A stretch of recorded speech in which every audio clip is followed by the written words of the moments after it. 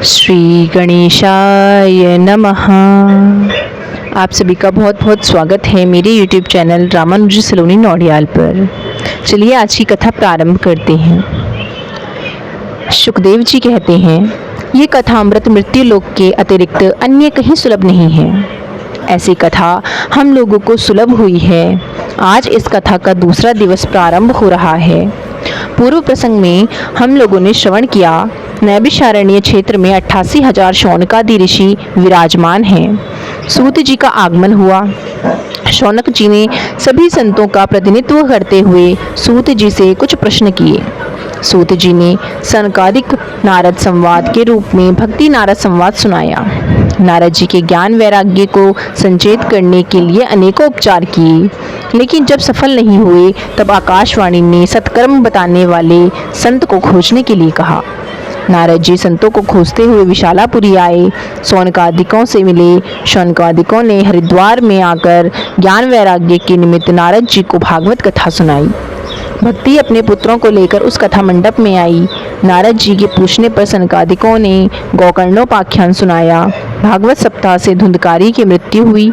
नारद जी के पूछने पर सौनकादि ने सप्ताह श्रवण की विधि बताई। सुखदेव जी का आगमन हुआ। 4 श्लोकों में सुखदेव जी ने भागवत की महिमा बताई। भगवान अपने पार्षदों के साथ प्रकट हुए। दिव्य संकीर्तन हुआ। भगवान वहां से अंतर ध्यान हुई। शौनक जी के पूछने पर सूत जी ने यह कथा कब किसने किसको सुनाई ये बताया और महात्म्य विश्राम हुआ। अभी तक हम लोग पद्म पुराण से लिए गए महात्म्य को सुन रहे हैं।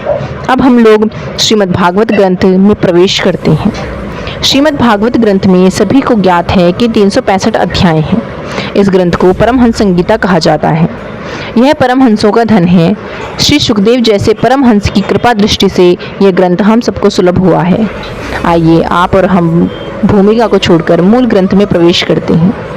जन्माद्यस्य तु न व्ययादितरतश्चार्थे स्वभिज्ञ स्वराट् तेने ब्रह्महृदयादि कवये मुह्यन्ति यत् सूर्या तेजो वारिमृदां यथा विनमयो यत्र त्रिशर्गो मृषा नाम्ना स्वेन सदा निरस्तकुहकं सत्यं परं धीमहि। अर्थात इस श्लोक में जन्म शब्द दिया गया है और अंतिम श्लोक में 5 शब्द दिए गए हैं। जन्म से लेकर परम तक ये ग्रंथ जाता है, अर्थात जो इसे श्रवण करेगा उसका किसी भी योनि में जन्म हुआ हो उसे परम पद की प्राप्ति होती है। यह भागवत हमारे जन्म को सुधारती है। जो इसका आश्रय लेगा उसे परम पद की प्राप्ति होगी। भागवत जी का पहला अक्षर ज है और अंतिम अक्षर मा है। यह ग्रंथ जन्म की यातनाओं से मुक्ति दिलाने वाला है। जो इस ग्रंथ का अनुसरण करेगा वह यमराज की यातनाओं से मुक्त हो जाएगा। केवल ग्रंथ ही नहीं अपितु भागवत जी में लगभग सभी प्रमुख गीत और प्रमुख स्तुतियाँ भी हैं। ज अक्षर से ही प्रारंभ हो रही हैं, क्योंकि यह सभी जन्म मृत्यु से रहित कराने वाली है और यम यातनाओं से मुक्ति दिलाने वाली है। पहले हम लोग इस श्लोक का शब्दार्थ समझ लें, फिर भावार्थ की ओर चर्चा करेंगे। जिससे इस जगत की सृष्टि, पालन और संहार होता है, जो सभी पदार्थों में विद्यमान है, जन्महीन है, चेतन है, दूसरों के अधीन नहीं है, स्वयं के अधीन है, जिन्होंने ब्रह्मा को भी वेदों का ज्ञान दिया, जिनकी माया से बड़े बड़े विद्वान मोहित हो जाते हैं, जिनकी माया भ्रम उत्पन्न करती है, ऐसे मायापति सत्य स्वरूप भगवान को हम सब नमस्कार करते हैं। ये तो हुआ इसका शब्दार्थ। अब हम लोग इसका भावार्थ में प्रवेश करते हैं। यहाँ पर जन्म के साथ में आदि शब्द दिया गया है। हमने पहले भी बताया था, जहाँ आदि शब्द लगता है वहाँ उससे संबंधित सभी शब्दों को स्वीकार किया जाता है। यहाँ पर जन्म के साथ आदि शब्द लगाया गया है, अर्थात केवल जन्म ही नहीं पालन और संहार भी करते हैं। सभी लोग हर कार्य एक साथ नहीं कर सकते। यदि हम किसी को बनाते हैं तो उसे मिटाने में बड़ी परेशानी होती है, कष्ट होता है, परंतु भगवान को ना तो कष्ट होता है और ना ही प्रसन्नता होती है। बनाते भी वही हैं और मिटाते भी वही हैं, पालन भी करते हैं। यदि हम किसी का पालन करते हैं, किसी को 2 समय की रोटी खिला देते हैं, तो हम अपने आप को भगवान से कम नहीं समझते और पालन भी उसका ही करते हैं जो हमारे लिए कुछ करता हो। जो हमारी प्रशंसा करे, हमारे अधीन रहे, हम उसका ही पालन कर पाते हैं। लेकिन जो हमारी बुराई करेगा, मुझसे विपरीत चलेगा, हम उसके लिए कुछ नहीं करेंगे। परंतु भगवान सभी का पालन करते हैं, चाहे वो भगवान को माने अथवा ना माने। किसी भी योनि का जीव हो, भगवान सभी का पालन करते हैं। ऐसा सुनने में आया है, छत्रपति शिवाजी अपने राज्य में नित्य सभी को भोजन करवाते थे, जिस कारण उनके मन में एक अहंकार आ गया। मैं अपने राज्य में सभी को खिला रहा हूँ, मेरे राज्य में कोई दुखी नहीं रहता। पृथ्वी पर मैं ही ऐसा राजा हूँ जिसके राज्य में समस्त जीवों को भोजन दिया जाता है। शिवाजी को अहंकार होने लगा। तब समर्थ रामदास को ज्ञात हुआ, शिवाजी के पास आए, ये इनके गुरुजी हैं। शिवाजी ने सम्मान किया और पूछा, शिवा, मैंने सुना है तुम अपने राज्य में सभी को भोजन दे रही हो, तुम्हारे राज्य में कोई भूखा प्यासा नहीं है? शिवाजी ने कहा, हाँ गुरुदेव, मैं सभी को भोजन देता हूँ। गुरुदेव ने कहा, ये तो अच्छी बात है, चलो चल कर के कहीं घूम कर आते हैं। शिवाजी ने कहा, ठीक है चलो। समर्थ गुरु रामदास शिवाजी को लेकर एक पहाड़ पर गए। एक बड़ा सा पत्थर रखा हुआ था। समर्थ गुरुजी ने कहा, शिवा, क्या इस पत्थर को तोड़ सकते हो? शिवाजी ने कहा, गुरुदेव, मैं पत्थर तोड़ देता हूँ। समर्थ ने कहा, तोड़ो। शिवाजी ने वह पत्थर तोड़ा। उस पत्थर के मध्य में से एक मेंढक निकल के भागने लगा। जहाँ पर मेंढक निवास कर रहा था वहाँ पर कुछ पानी भी था। समर्थ ने कहा, जो उनके गुरुजी हैं, शिवा, यह पर्वत भी तुम्हारे राज्य के अंतर्गत आता है? शिवा ने कहा, जी समर्थ गुरु। रामदास जी ने कहा, तब तो इस मेंढक को भी भोजन पानी तुम ही दे रहे होंगे। ये तुम्हारी कौन सी प्रक्रिया है? पत्थर के अंदर रहने वाले जीवों को भोजन भी दे रहे हो और पत्थर कभी खंडित भी नहीं होता।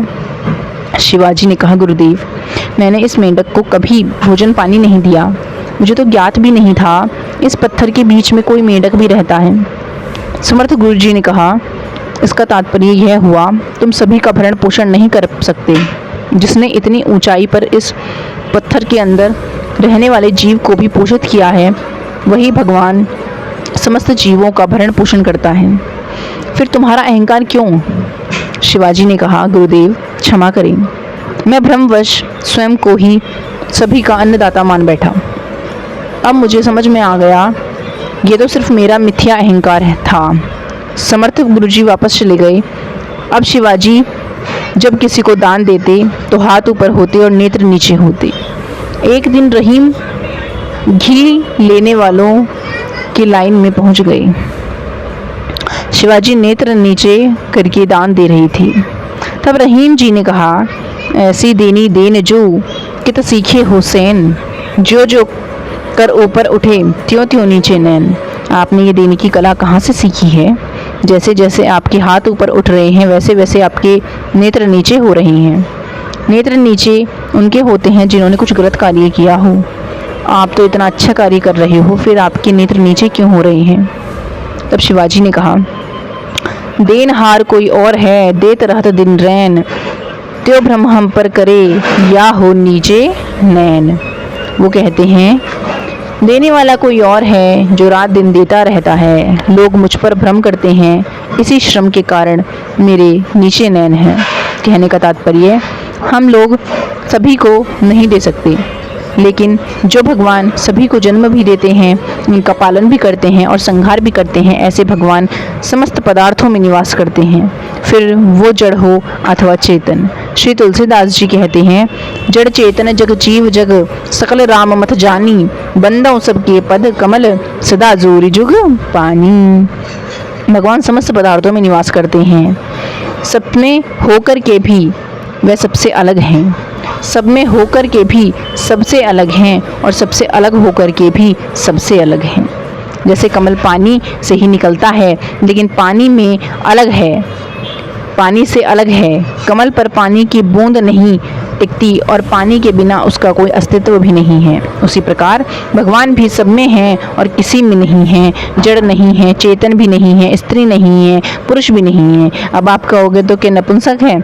तब गजराज कहते हैं, वो नपुंसक भी नहीं है, सब कुछ है और कुछ भी नहीं है। सबसे अलग होकर के भी सबको जानता है। वह परतंत्र नहीं है अपितु स्वतंत्र है। वो सबका मालिक है पर स्वयं का मालिक उसका कोई नहीं है। वह स्वयं अपनी इच्छा पर चलते हैं। वह स्वयं प्रकाश हैं। नारद जी ने तो यहाँ तक कह दिया, परम स्वतंत्र ना सिर पर होई, भवाई मनहि करहु तुम सोई। आप स्वतंत्र नहीं हो अपितु परम स्वतंत्र हो। आपके मन में जो आता है आप वही करते हो। प्रसंग सभी लोग जानते हैं। रामचरितमानस में ये प्रसंग बहुत विस्तार से है। पूरा प्रसंग तो यहाँ पे नहीं बोल सकते क्योंकि वीडियो लंबा हो जाएगा। केवल प्रसंग को स्मरण कराने के लिए बोल देती हूँ। नारद जी ने हिमालय की गुफा में तपस्या की। इंद्र के कहने पर कामदेव नारद जी की समाधि तोड़ने आया।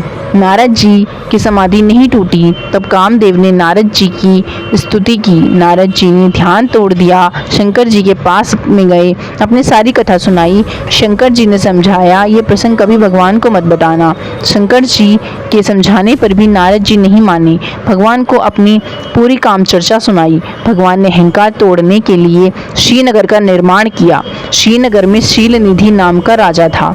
उसकी एक पुत्री विश्व मोहिनी थी। अब इसके आगे की चर्चा हम नेक्स्ट वीडियो में करेंगे। इस कहानी को थोड़ा और विस्तार हम नेक्स्ट वीडियो में करेंगे। तब तक के लिए एक बार प्रेम से बोलेंगे राधे राधे, जय श्रीमन नारायण। अगर वीडियो अच्छी लगी हो तो like, comment, share, subscribe Ramanuj Saloni Nodiyal को अवश्य करें।